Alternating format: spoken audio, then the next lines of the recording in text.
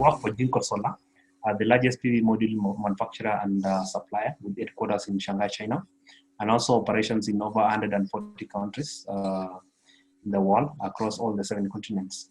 So the company last year hit 70 gigawatts plus of PV modules.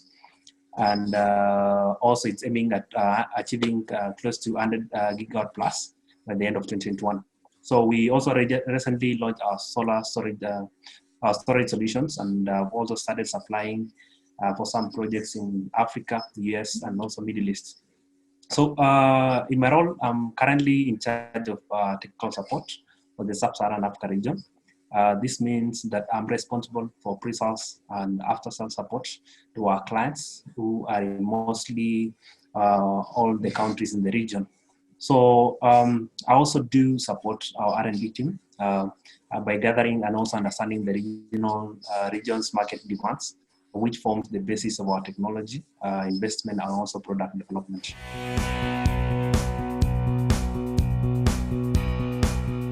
I started my journey in solar as a project engineer, working for the European Union funded project in Africa. This was after a few years of working in the industrial automation sector. So my role then was supervising the installation of solar hubs in remote countries in Kenya.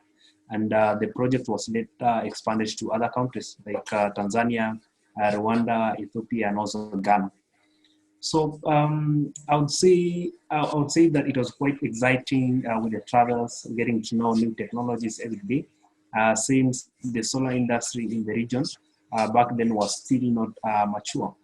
And though small PV systems, though the installation was of small PV systems, I actually got to learn a lot, and also it also prepared me to work with bigger C&I and utility scale solutions.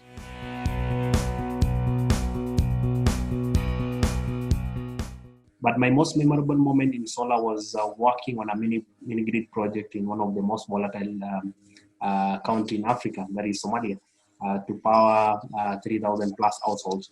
So it was quite challenging because I was the project manager and also the technical lead of the project. And we had so many challenges, starting with logistics and security, language barrier, poor network connections, and also very poor local grid.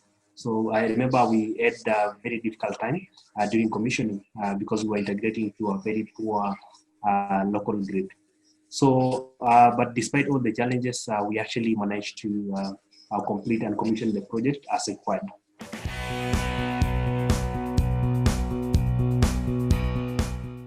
Frankly speaking, is that I would simply want to change the policy from a government perspective to be able to support the growth of the renewable energy sector.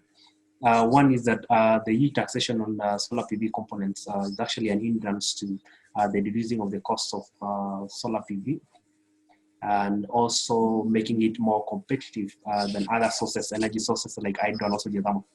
So also from the policy aspect as well, is that I would actually wish that the government would protect the industry players, that is investors, developers, EPCs, from counterfeit PV components.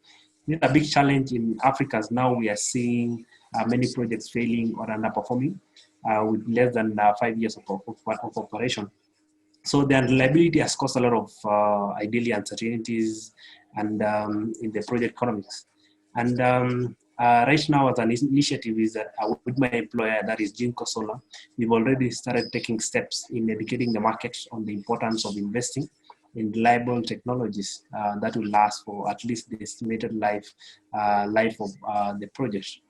So this is actually very key in the realization of bankable projects. So these initiatives would ideally require a lot of African government supports, and also I would also still on the policy aspect is that at least advance some, see that some regulations like net metering to be encouraged and see supported to allow for growth of the solar industry.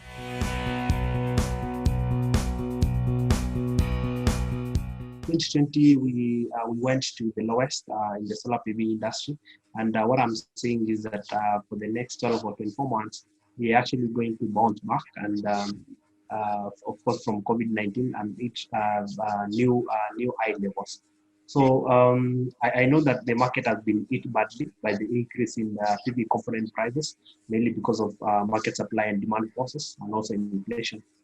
So the African market generally is now becoming a fully fledged market as we even see now past uptake of new PV technologies. So I would wish to see more utility scale projects coming up this year to push up the renewable energy fraction in Africa. So, and also just a recap is that we also saw solar tariffs below 2 US cents per kilowatt hour in UAE.